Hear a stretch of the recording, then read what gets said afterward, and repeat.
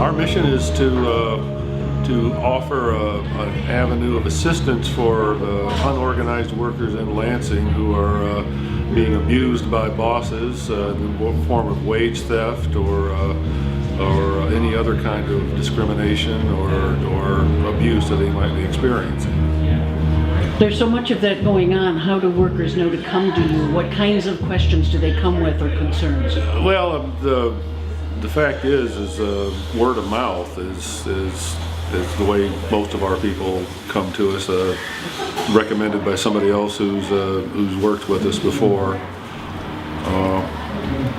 What are the big concerns in the area? What kinds of things are really going on that are causing problems for people? Just a lack of respect for the dignity of labor is a problem here and probably everywhere else as well.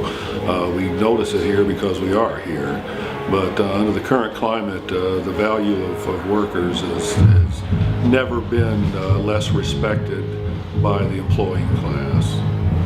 Do you think because of the high rates of unemployment that have gone on so long in Michigan, workers feel kind of beaten down? I think it's not just Michigan, or it's not just the United States. I think it's worldwide. It's an assault on the working people of the world. Here in Lansing and Michigan, we are experiencing it particularly badly since the collapse of manufacturing industries, which provided a relatively high-waged labor for a lot of people. A lot of people that were making good money are suddenly barely able to get by. We're also seeing an assault on all of the collective bargaining rights that workers have, and whether you're currently involved in a union or you would like to have one in your organization, they're going to have long-ranging implications. It took decades to get those laws in place, but they seem to be coming apart very quickly. How are you playing a role in that debate, that discussion? Well, I think that one of the principal problems that is facing labor movement and working people today is over-reliance on legislative action and under-reliance on direct action. The laws that are in place right now are in place because of direct action on the part of workers who took it upon themselves to go out there when there was no legal protection. There were no labor laws to protect the people that put those laws in place that are there right now. And we've become tamed, I think, by the reliance on those laws. And the laws are written by the ruling class, the employing class. They are the ones who enforce those laws. They control the government. And as long as that's the case, then they can pull those laws away anytime they want. Or we can have a case right now or the situation where you cannot be fired for going on strike, but you can be permanently replaced, as John Beck mentioned in a speech outside. And tell me what the difference is. Right, right. When we think about it, when we talk about direct action, the debate always surrounds what do you mean by direct action, how far? Are we looking at the Martin Luther King nonviolent civil disobedience model? Are we looking at extremes moving in towards just shutting down things? I mean, what's the range of tactics? And that always gets controversial. What does the Workers' Council endorse? Well, I think that when we speak of direct action, we should not limit ourselves to any prescribed area of whether it's acceptable or unacceptable. When we speak of direct action, the first thing I think of is the factory occupations of the 30s, when workers went on strike, but they didn't leave their places of employment, they took their places of employment. I mean, the mistake might have been giving them back at the end. They should have just took them and kept them. One of the challenges I see nowadays for trying to re-energize that same spirit that existed decades ago, the idea that workers could have a greater impact on their outcome, the outcome of what management did, is that we don't have tens of thousands of workers in manufacturing anymore the way we did once in the auto industry. I look around, and if we have thousands of workers, they're in places like Jackson National Life Building out by where I live. It's a huge facility. It's almost impossible to get them organized under today's constraints.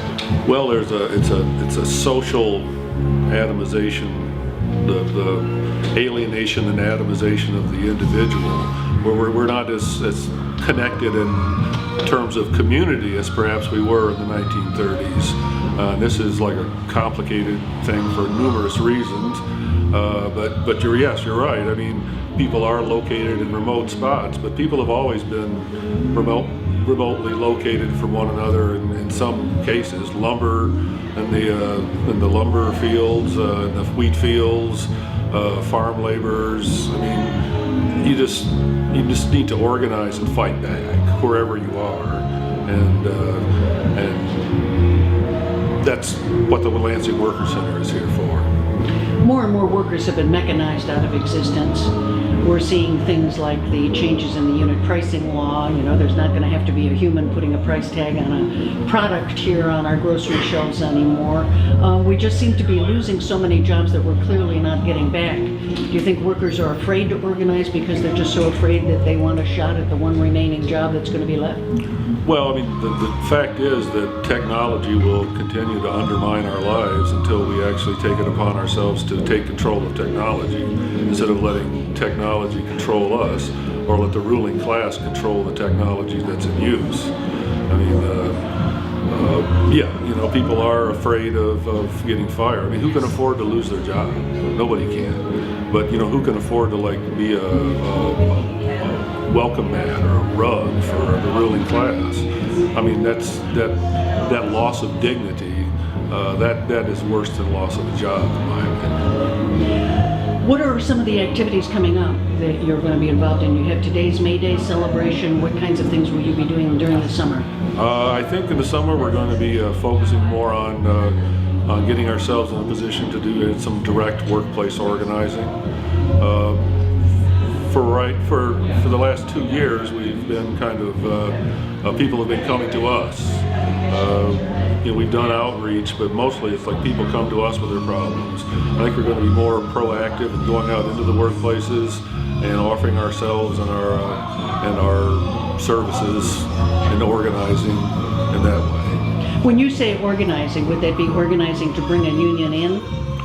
That would be organizing of perhaps a new kind of workers' organization that's not as limited as the labor movement has become today. A workers' organization that's able to represent people in their landlord-tenant disputes and their disputes with businesses and government agencies, as well as in negotiating better treatment on the job with their employer. So a broader working class organization that is truly a fighting formation of the working class. I ain't got no home, I'm just roaming around. Just a wandering worker, I go from town to town.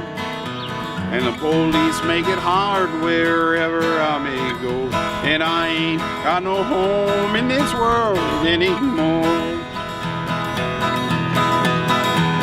My brothers and my sisters are stranded on this road, a hot and dusty road that 1,000,000 feet have trod. Rich man took my home and drove me from my door, and I ain't got no home in this world anymore. I thought you were gonna play lead guitar. Oh, what key are we in? E. I need some lead. Like right now. Thank you.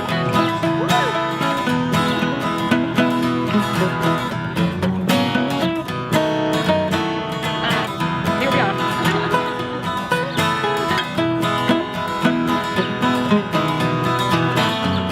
Sygit on lead guitar. Give it up. Was farming on my shares and always I was poor. My crops I laid into the banker's store. Whoa! And my wife took down and died upon the floor. And I ain't got no home in this world anymore. I mined in your mines and I gathered in your corn. I've been working, mister, since the day I was born. Oh, Jen Sygit on lead guitar.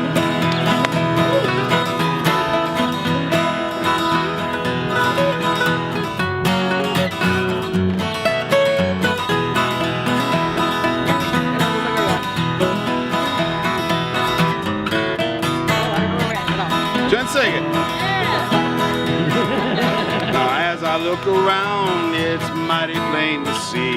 This world is such a great and a funny place to be. Oh, the gambling man is rich and the working man is poor, and I ain't got no home in this world anymore. I ain't got no home, I'm just roaming around, just a wandering worker. I go from town to town, and the police make it hard wherever I may go, and I ain't got no home in this world anymore. Tag.